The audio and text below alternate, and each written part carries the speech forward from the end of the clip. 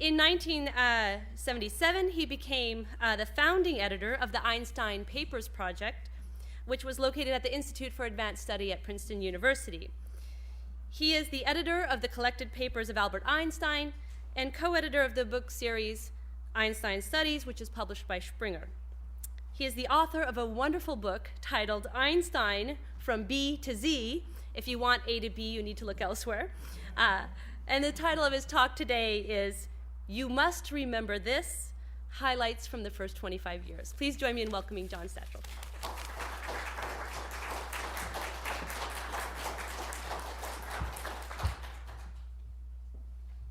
Thank you very much, Alyssa, and it's a pleasure to welcome you as the new director of the center.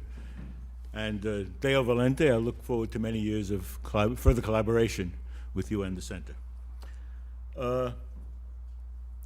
On my mother's side of the family, they were painters and poets, so I'm starting off with some visual and poetic aspects. But this field was so vast, I had to make some selection. So I decided to discuss only things that happened during the first 25 years before I went off to Princeton to direct the founding of the Einstein Papers Project. And I decided only to consider people who are already dead. You probably know Victor Borge's joke, is Mozart still living? No, he's still dead. So if your favorite person, or you or your favorite person not mentioned today, consider yourself lucky. Most of you will think of the song, You Must Remember This, but I'm thinking more of Joyce Carol Oates' novel, which is her attempt at an evocation of a historical period in the past, a small working class community. By the way, the first edition is the rather sensational, lurid cover on the left. By the time of the new edition, her reputation was such they didn't need to jazz it up. Some poetic reminiscences of the kind of mood that this put me into, I discovered. Went to those sessions of sweet silent thought, I summoned up remembrance of things past. And that's the mood that it brought on with me. And even more, Goethe's, Ihr naht euch wieder schwangere Gestalten. That's sort of the mood that I went into, and I'll just skip quickly over. That's sort of a mood, setting sun, reminiscences. And for those who need a little translation, there are two alternate translations, none of them very good. But then I want to dedicate this to Mark Swartowski, whom Bob Cohen so wonderfully evoked in his talk. So I won't say any more about that. But I'm treating the center literally as a center, in the sense I'm going to explain now. I like to think of life, humanity, as an evolving tapestry. And each of us is a thread in that tapestry. Each of us has a beginning and an end. But the patterns which we weave and into which we are woven continue. They existed before our thread entered the tapestry, and they continue afterwards. Now, some think there was a mastery tapestry weaver, a deity. I myself think of the tapestry as evolving itself. Each of the threads has a role, but of course it can't control everything. As Marx said, men make their own history, men and women, I would say, make their own history, but they don't make the conditions under which they make that history. So the way I'm looking at the center is literally the center. Things converged, some of these threads converged and intertwined here, and then some of them emerged from it and went on further. So I'm going to treat this as an occasion to recall some history, rather than history of philosophy of science or history of the center, more history itself. I couldn't resist bringing in a few pictures I discovered in the course of my search of the young Bob Cohen, the way I remember him when I came here. Here he was actually in 1964 when I came. That's the way he looked then. Now I'm going to recall some people who spoke here. In the handout I gave, has a handout been given out? You have the dates, birth and death dates of the people and the year when and the title of their first talk here, so that saves me the trouble of saying all that.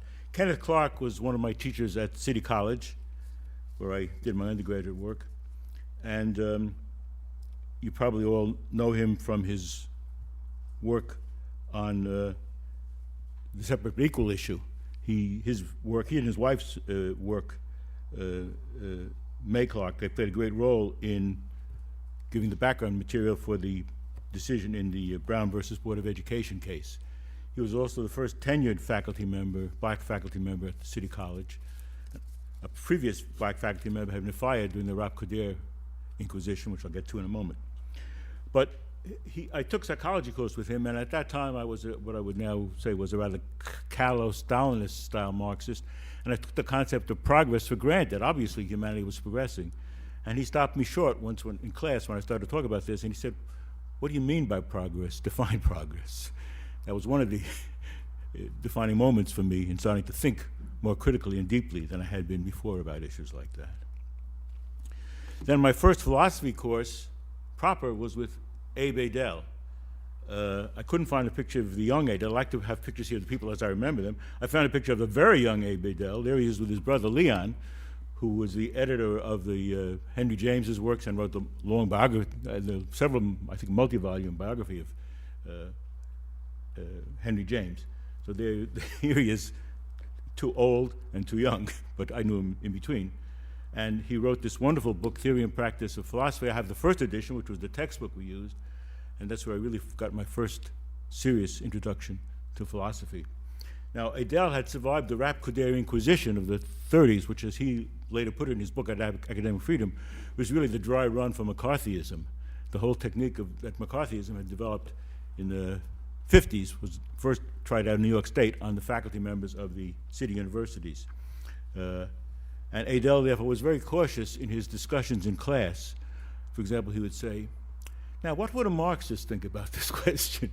And then he would explain what obviously was his point of view, but he put it in that framework, obviously, for reasons of political caution. But at any rate, I recently unearthed the first paper I ever wrote on philosophy, which was on Mill's concept of liberty for his class. Dave Finkelstein was a fellow student of mine at City College, and then later I dropped out of school when my father was indicted under the Smith Act. He was one of the leaders of the Communist Party. And then later, when I was persuaded by my wife to go back to school, Dave Finkelstein was teaching at Stevens Institute of Technology, and he persuaded me to go there. And that's where I took my MS and ultimately my PhD. And among my teachers there, a picture I couldn't find was Hussein Yilmaz, my first teacher, who was teaching a two-part course, Special and General Relativity. I was ill with tuberculosis during the first semester. I came back the second semester, and he said, "Why don't you take my relativity course?" I said, "Well, I haven't had special relativity." He said, "That doesn't matter." So I was one of the few people who probably took a general relativity course before I took a special relativity course. And then Ralph Schiller was my thesis advisor also at Stevens. I haven't been able to find a picture of him, but again, you have the date when he gave a course. He's living, so I'm not going to say more about him. One of the great features at Stevens was the Stevens relativity meetings. They had meetings maybe 6-8 times a year of leading figures in relativity, very informal meetings at which people said anything they felt like saying about relativity. You didn't have to be afraid at that time about saying something and then next week seeing a preprint with somebody else's name on it. That was the technique in quantum field theory by that time, and relativity was still a very small field, and that was one of the things that endeared it to many, including myself. The fact that one could speak freely, interchange ideas, fully baked, half-baked, or crackpot, and still get an interesting discussion going. So I learned to know, I'd met Peter actually at a funeral, funeral commemoration of Einstein's life, but I first got to know him at the Stevens meetings. And we'll come back to him later. And I also got to know Peter Havas there. I couldn't find a picture of Peter there, but his memorial obituary appeared in General Relativity and Gravitation Journal. And Peter was at that time at Lehigh University, and when I had to leave Stevens suddenly, it turned out that they had promised me a fellowship the following year, and the money was not there to give me the fellowship. I was already married and had a child, so I had to get a job, and Peter Havas got me a job at Lehigh. And that's where I met Adolf Grunbaum, about whom you've heard much, also, again, fortunately living, so I won't say too much about him, except that we got to know each other very well in the course of going, commuting by car from Lehigh to Princeton Institute of Advanced Studies, where we heard various people speaking on philosophical and scientific topics, and we became very friendly. And when Adolf moved to Pittsburgh, he very kindly helped me to get a job there. And I would also say parenthetically, although I never questioned Bob closely on this, I think he also helped to to get me the position at Boston University when I moved here. And there in Pittsburgh, I came to know Phil Morrison, who was himself a native Pittsburgher, and we became quite friendly. Phil Morrison was very interesting. He was one of Oppenheimer's students, one of those who was converted to the left and to the Communist Party, I would say, by Oppenheimer. Although it's been denied, I met someone who swore to me he collected Oppenheimer's party dues. And I said to him, "Do you mean his brother?" And he looked at me contemptuously and said, "I think I know the difference between the two brothers." And I personally think that's what they held over Oppenheimer. That's why Oppenheimer could not defend himself very well at the hearings, because he knew that if they were pushed to the wall, they would expose his membership in the Communist Party, which he had denied. But at any rate, Morrison was involved in the atomic bomb project. He was one of the people who armed the first nuclear bombs. Later on, of course, he came to detest his role in the military and the military arming of the bombs, and was very active in the peace movement after the Second World War, first in the atomic scientist movement and later on more generally. And he was, of course, a wonderful human being as well. But still, to the end of his life, he maintained that caution which many old leftists had. I once asked him outright, did you know whether Oppenheimer was a member of the Communist Party? He says, "You know, I'm still afraid to answer that question," which was clearly the answer. Then when I came to Boston University, I got to know Armin Siegel, who was a wonderful human being, one of those people who put his body where his mind was, so to speak. He was very much involved after the invasion of Cambodia, there was a student uprising on many campuses, including Boston University. And Armin Siegel and I not only participated at the faculty level in that uprising against the war, but we participated with the students. We met jointly with the students, and you may remember at that time meetings went on until unanimity was reached, which meant we often were sitting till 1, 2, 3 a.m. in the morning talking with the students. But it was still, and I was actually living in one of the dormitories for a period of time. But that's one of the things I remember Armin for. He put his body where his mouth was. So Karl Popper, we've already talked about. Bob has already talked about him quite a bit. We have to think of him together with Imre Lakatos, or as I always think of him, Lakatos Imre, because he was so Hungarian, and Tom Kuhn.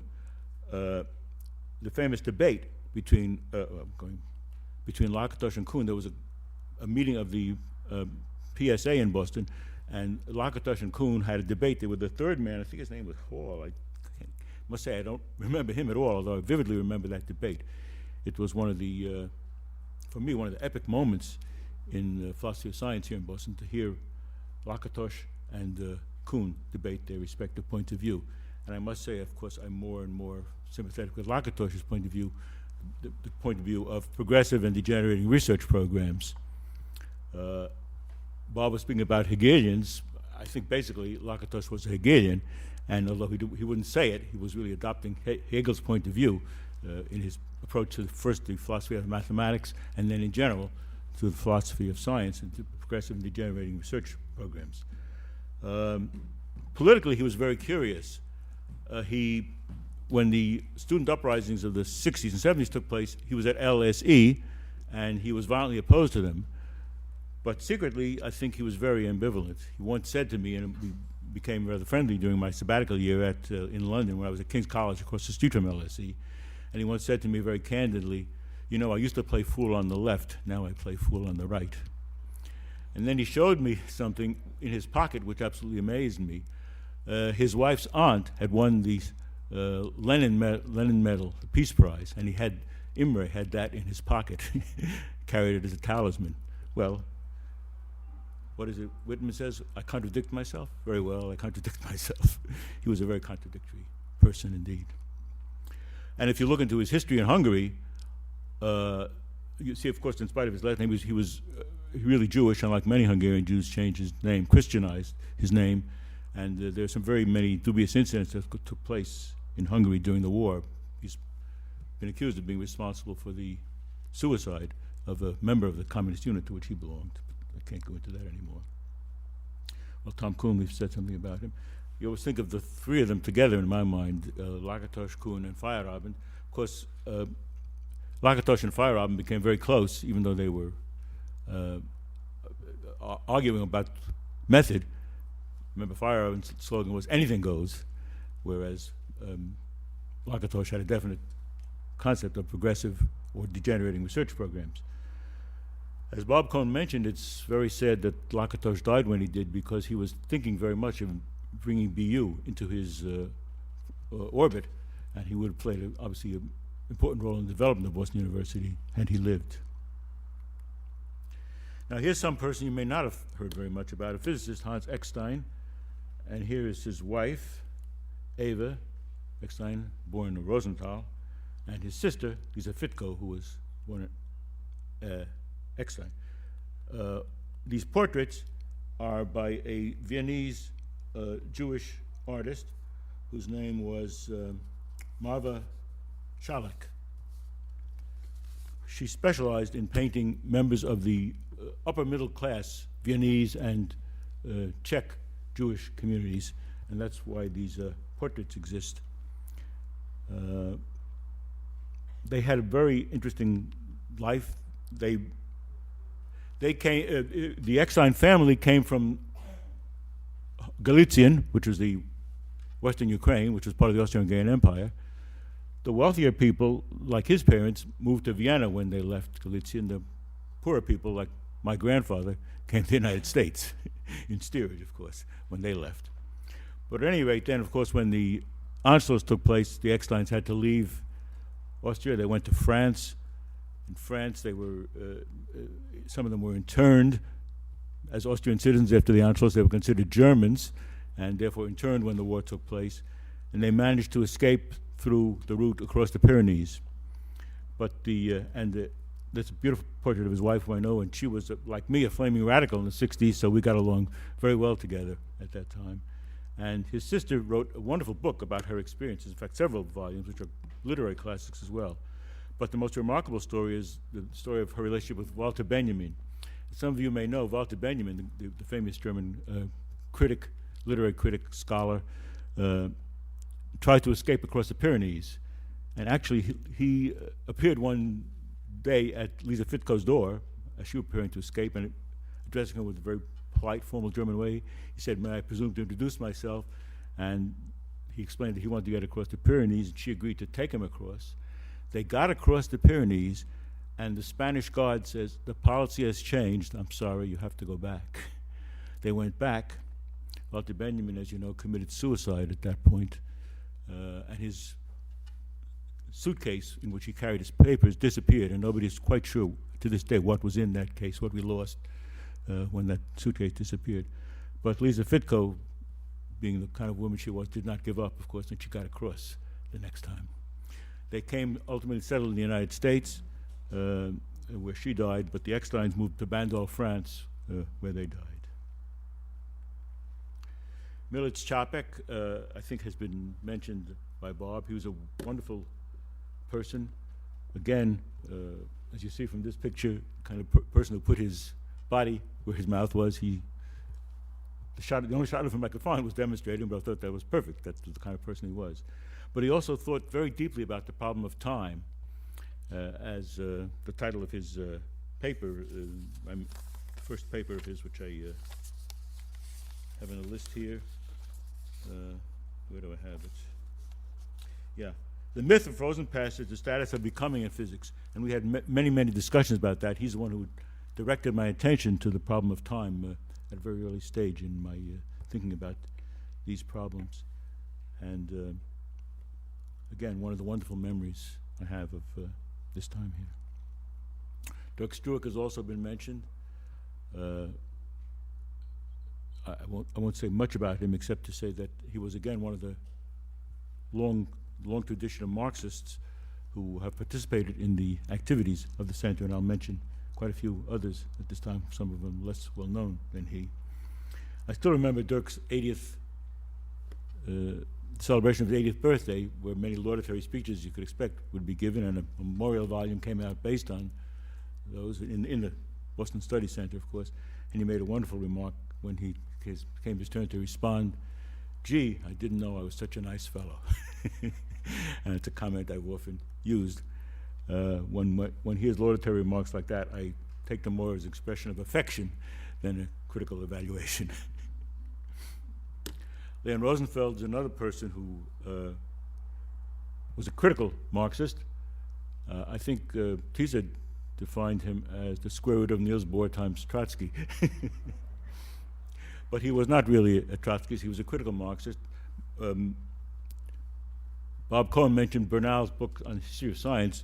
Roosevelt wrote a withering critique of Bernal's book on the history of science from a Marxist point of view, and I very much agree with Rosenfeld's point. Having gotten to know Rosenfeld here, Bob Cohen and I proposed to him that we edit a volume of his papers, and he sat down with us and worked out the table of contents, and it was going to write introductions to every paper. Unfortunately, he died before he could do that, so we published a volume of papers with our tribute to him, but unfortunately without what would have been his invaluable comments. Jean-Pierre Vigier is another Marxist, physicist. He was active in the French resistance throughout World War II, underground first, then in the Maquis, then captured by the Germans and managed to escape what would have otherwise been a certain death. After the war, went into physics with was the head of the French Atomic Energy Commission, Joliot, Frederic Joliot. And when Joliot was fired for being a communist and refusing to work on a bomb project, Vigier left with him and then went into academic world. He was a tremendous enthusiast about any subject he wrote about. You see his paper here was on cosmology. He essentially was enthusiastic about everything he worked on. Of course, sometimes these enthusiasms were transient. He's probably best known among physicists for his espousal of Bohm's point of view, the Bohm-Vigier point of view. But again, he was a wonderful person, and it was a privilege to have been swept along by his enthusiasms, although I tried to maintain a cautious, critical attitude. Lucien Goldman, Bob Cohen and I agree. He did speak here. I have not been able to find the date. I'm pretty sure he spoke about his book, Le Dieu Caché, The Hidden God. He was, again, a Romanian, a Marxist, Jewish Marxist of Romanian extraction who lived in Paris. And because of the fact that he was not French in origin, he could not participate in French politics. I checked that with somebody recently. He was not allowed to join the Communist Party because at that time their policy was you had to be truly French to join. But he was, again, one of those Marxist humanists who went strongly against the diamachiki, those who espoused the Soviet-style Marxism, dialectical materialism, which I would call a style of non-Marxism. And I'm sure Goldman would have agreed. So again, it was a great privilege to have met him here. Ralph Miliband. I suppose many of you have heard the name Miliband. In a moment we'll get to why it's so well known now. Ralph Miliband was, of course, again, a Belgian, of Jewish origin, but came from Belgium. He was on the last ship that escaped from Dunkirk to England when the Nazi breakthrough took place. And he then became English, and I would say he was the greatest Marxist political scientist in the English language. Maybe Nikos Palansas would be a competitor in the French language, but Ralph Miliband was undoubtedly the greatest English Marxist. And I actually had the privilege of going on a hike with him and his family. This is a few years after I was there. I was there in the early 80s. Those are the two sons and his wife, Marion, and the two sons, Ralph and Ed. Well, here, I'll show you that. They're the two brothers who just had the contest for leadership of the Labour Party, which Edward won, the younger brother. And I think it's interesting, their mother carries on the father's tradition of being a critical Marxist. And I wonder what well, I know when I saw her a few years ago, she was quite worried about the development of the two sons, moving away from Marxism. I don't know if any of you remember the film Morgan, A Suitable Case for Treatment, which is about this sort of rebellious young man. And his mother, who's an old-time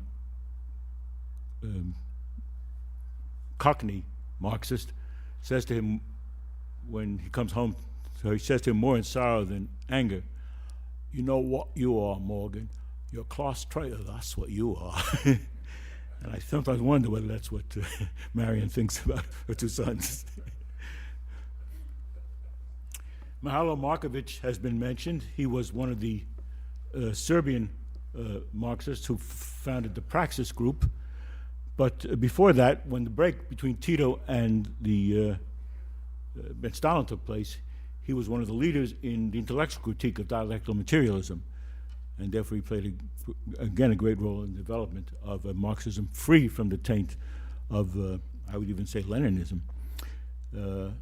In his later years, he took a Serbian nationalist turn and actually became a supporter of Milosevic's party.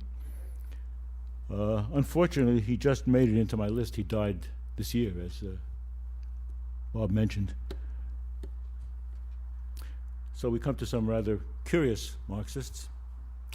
Jan van Heijenoort, whose name has been mentioned earlier, who is probably known to most people in philosophy of science as a logician. He wrote the he edited the standard ontology on the history of logic, from Frege to Gödel. But actually, he came from France. His father was Dutch. His mother was French. She lost her French citizenship when she married a Dutch citizen. And therefore, when the father died, they had no citizenship.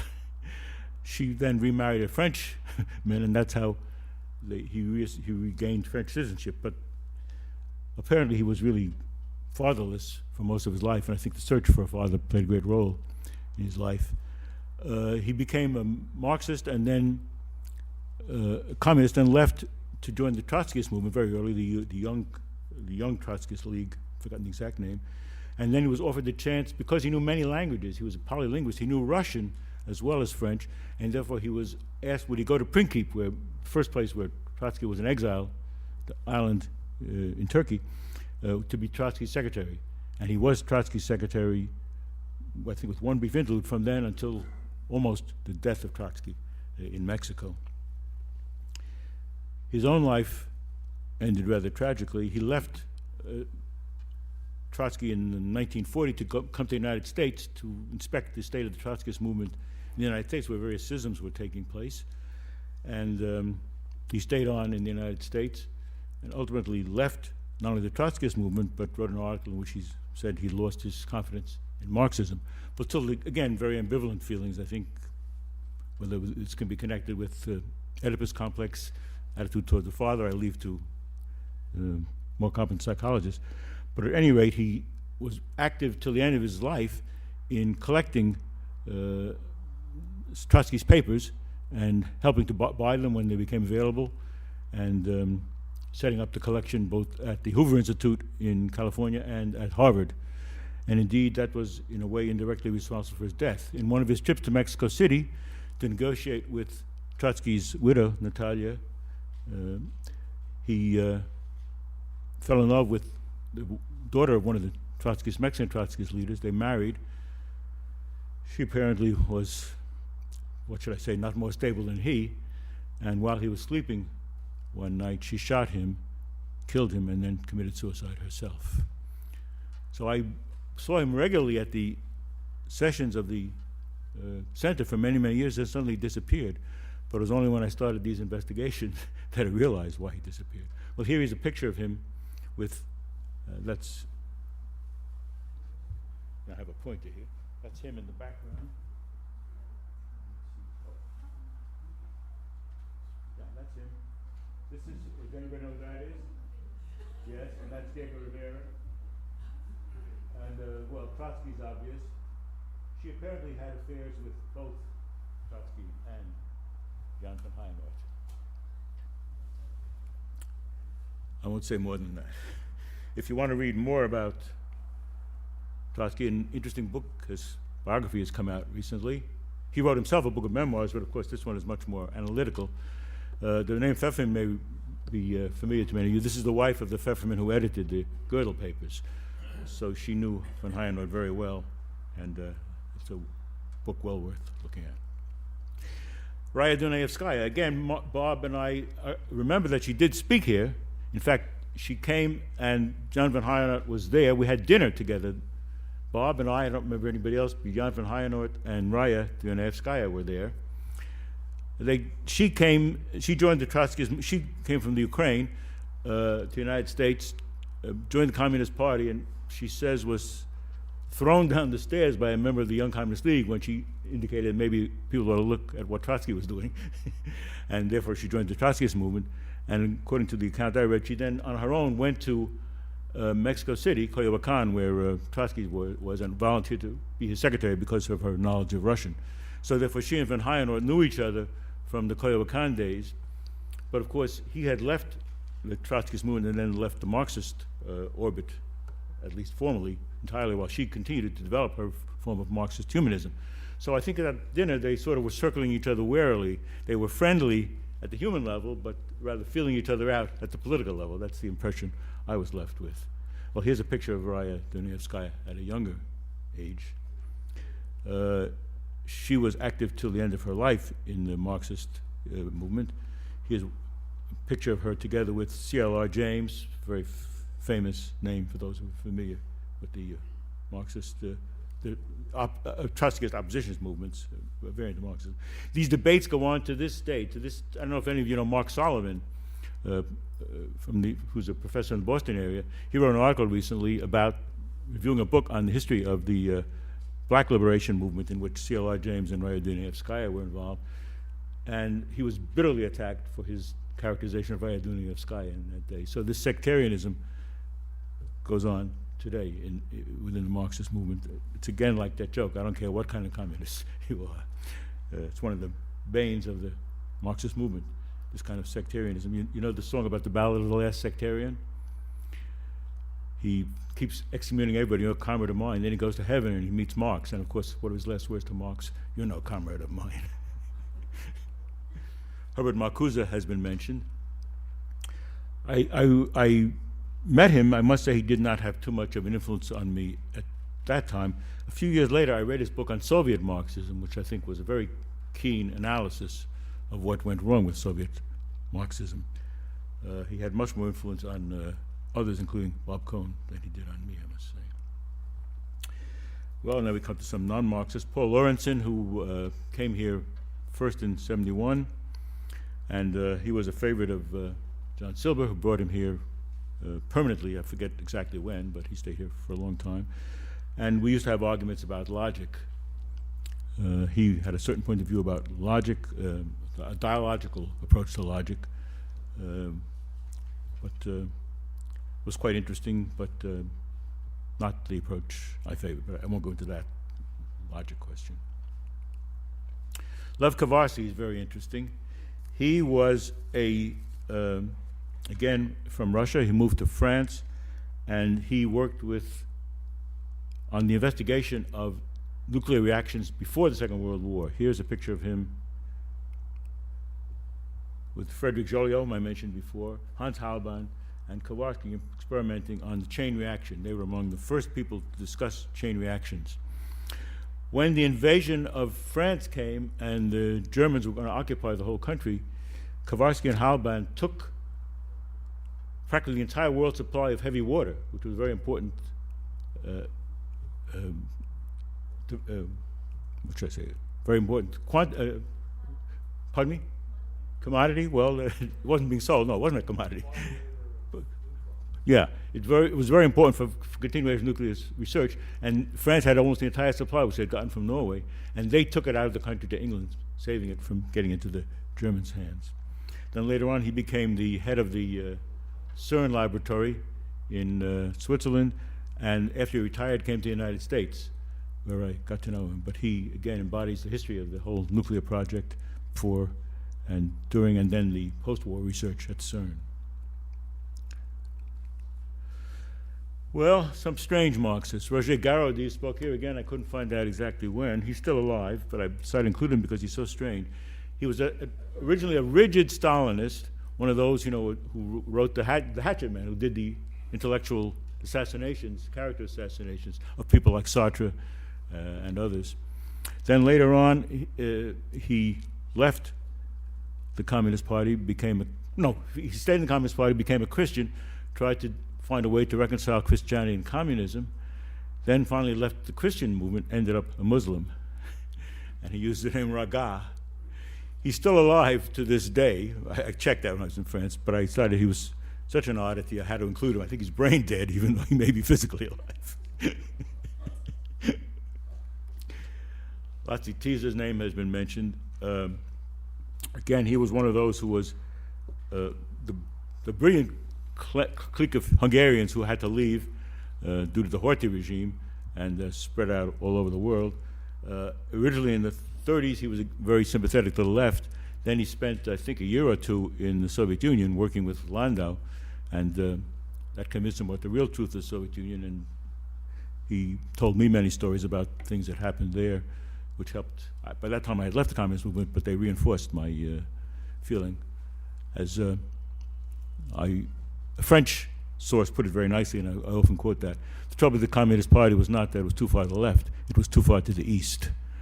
The fact that it became a slave of the Soviet regime was the basic problem. Laci only died recently, and I remember him very well because in the 70s he became very interested in relativity. Before that, as mentioned, he became interested he worked mainly in thermodynamics, statistical mechanics, superfluidity, subjects like that. Then he became very interested in relativity, and he knew I was interested, so we spent a lot of time together developing his ideas about special relativity. Marjorie Green has been mentioned, a wonderful woman, very often credited with being the person who put philosophy of biology on the map. Although myself not being that much interested at that time, I knew her more for her other studies, like her studies of Spinoza. She edited a book on Spinoza. Did she edit that Spinoza and the Sciences volume? Yes, that's what I thought. So I associated with Spinoza, but of course I realize now that she's much, much more widely read than that. And of course it was considered a great honor when she became the first woman honored, as they say, with a volume in the Library of Living Philosophers. But her reaction, as the Times a bit shows, is she reacted with her usual bitter humor. I thought they must be looking desperately for a woman.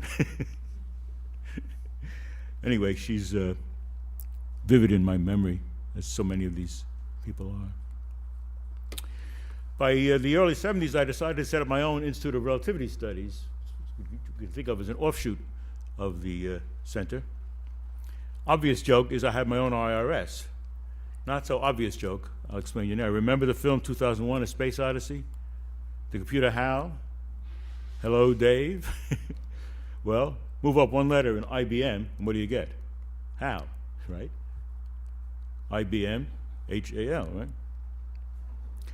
Okay, take IRS, move up one letter, you get IRS JSC, John Stachel. But unfortunately, as I noticed, also Joseph Stalin, so I don't push that point too far, too hard. One of the people I brought to Boston University at that time, I brought several people, was Achille Papapetru. I couldn't get the picture on the same slide as the name. His story is very interesting. He was in Greek origin. He did his scientific education in Germany, then moved back to Greece and was in Greece throughout the entire Second World War. He was active in the resistance at that time. As he put it to me, it was not because he was a communist. There was only one resistance, the communist resistance. If you were in the resistance, you were in the left resistance. There was no other resistance. The official world resistance spent most of their time fighting the left, not fighting the Germans. So he was involved in the left-wing resistance.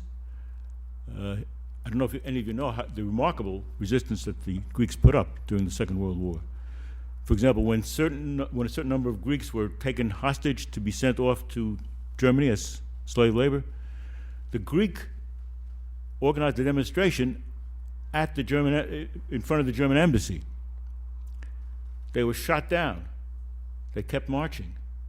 They were mowed down. They kept marching. Finally, the Germans had to rescind the order. It's remarkable.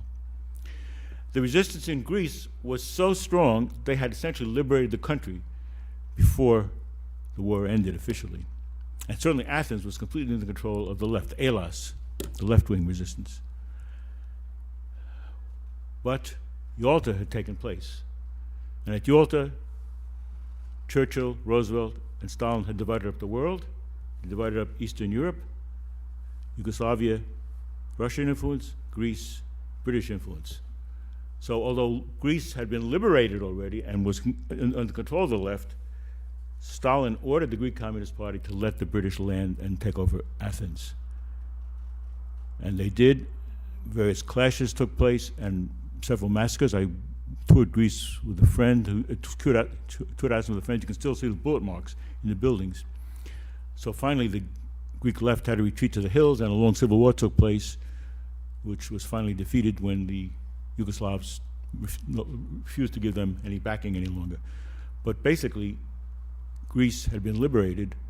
Stalin turned it over to the Greek king, who instituted a right-wing reign of terror. I happened to be in Paris when the Greek king was forced to abdicate. It was the only time I remember seeing Papa Petru in tears. He was so happy that the reign of the Greek monarchy was finally over. Well, I won't say any more about him, except he's a dear friend from whom I learned so much, and was very happy to have collaborated on at least one paper. Well, this Institute of Relativity Studies had several conferences, two of which I'll recall. One of the earliest on quantum gravity. Remember, this is the early 70s, gravitation and quantization. And there's an article about it by Chris Isham in Nature. Unfortunately, I was very stupid. I did not produce a volume based on that conference. A mistake I did not make again. When we had another conference some years later, I did produce a volume. But here's a picture of Chris Isham, living, I'm happy to say, but still, I want to pay tribute to him. I was given very sage advice, have Chris Isham at this conference and let him give the summary. And that was the first of his magnificent summaries of the state of progress in quantum gravity. Others at the conference included Paul Dirac, who spoke there, and then came back a year later. You see him in the notes I handed out. He gave a talk here a year later at the center. This conference was held at the Osgood Hill Conference Center, which at that time was owned by Boston University. It's since been sold. Again, I don't know why. I would have to look into the machinations of the Silber era to know why it was sold. But also present was John Archibald Wheeler, and there was a wonderful moment when Dirac was listening to Wheeler, who was going on and on about the quantum principle this, the quantum principle that. And finally, Dirac couldn't stand it anymore. He pipes up in the middle of the talk, what is the quantum principle? Wheeler was flabbergasted. He didn't know how to answer except gaping and stumbling over his words. Well, everybody in the audience got the point. Wheeler was a very interesting person. He was, of course, very active even before the Second World War in bringing Bohr's liquid drop model of the nucleus to the attention of American physicists. After the war, he became interested in general relativity, and he told me once, although he was quite right-wing, as I'll explain in a moment, he was very fair and honest in his dealings. Well, let me finish the story I started. He was about to take a sabbatical year off when, what's his name? I'm blacking out for obvious reasons. Well, Teller said, come work with me on the H-bomb. And Wheeler said, I stayed up all night thinking about that decision. And the next morning I decided to renounce my sabbatical and work with Teller. And I said to him, did you regret it? Did you ever regret it? And he looked at me as if I were crazy and said, of course not. We saved Western civilization. That was the level of his thinking. Another anecdote in this line, when he was visiting England, and Felix Pirani, at that time was the head of the relativity group at King's College, and Felix was active in the CND, the Campaign for Nuclear Development. And Wheeler asked him, well, what is the meaning of this Campaign for Nuclear Development? And Pirani told me, well, I'll play it straight, just answer him. And he said, well, you know, sometimes many of us feel our government is pursuing a wrong policy, and we feel it's very necessary to demonstrate publicly to try to get the government to change its policy. And Wheeler's response, apparently in all honesty, not ironically, was very interesting. I have to think about that point of view. So Wheeler was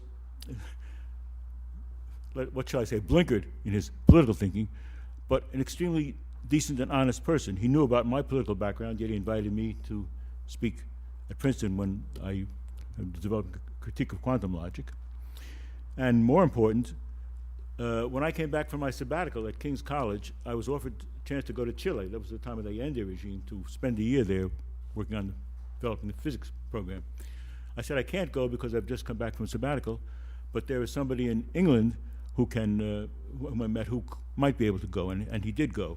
And his name was, I'm blanking out.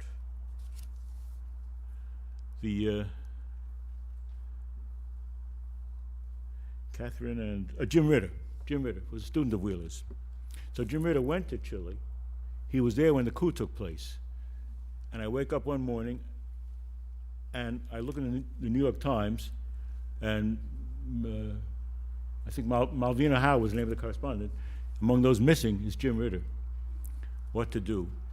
The most important thing is to locate a person, because if once they admitted they had the person in captivity, the problem was half over. The people who died were the ones who disappeared, who were not known. So I telephoned Malvina Howe in Santiago and got a hold of her, and she managed to locate him. He had been rounded up, and he was in that stadium where they were holding prisoners. So that was the first step.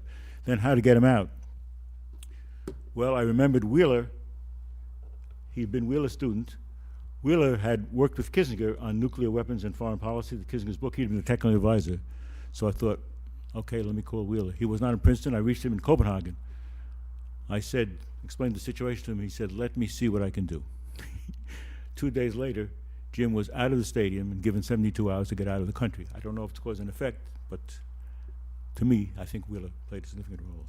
So he was a decent human being, regardless of our political differences. Another person who was there at the conference was Bryce DeWitt. Again, a very sharp-tongued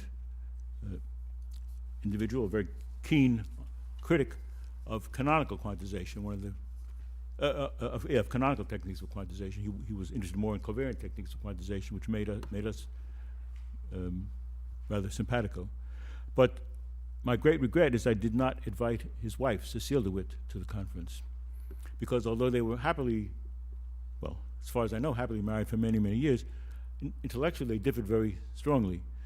She was trained in the French School of Mathematics and was interested in very rigorous formulations. For example, the Feynman path integration quantity. She's worked on that subject for 50 years and recently published a book on the topic, whereas Bryce was more or less in the pragmatic tradition. You know, if it works, don't look too hard.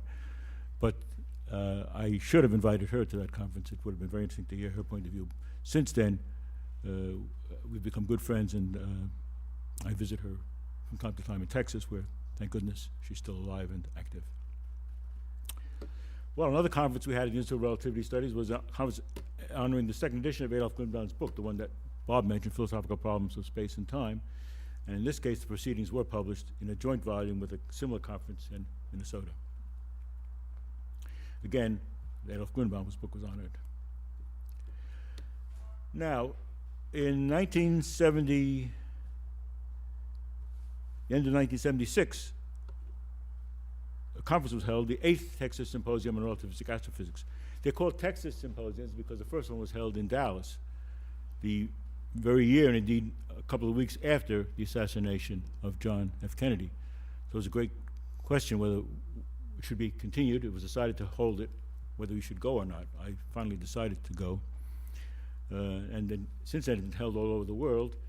This December, it's always held in December, it's going to be held in Heidelberg, the 25th anniversary conference.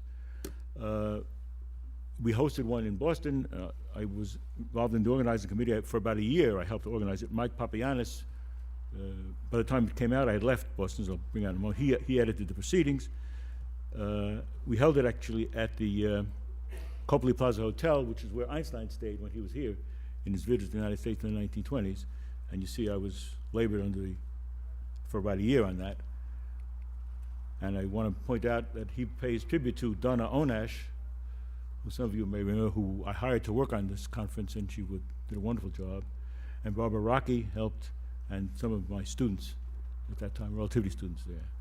So this was my parting act before I moved to Princeton in December 1970, I guess it was 76, sorry. Now, like all acts of immigration, it involved a push and a pull. The pull was Albert Einstein. I was given the opportunity to edit the Einstein papers. The push was also pretty obvious if you think about it. John Silber. I'd been feuding with Silber for a year or two, but that's another story. Thank you.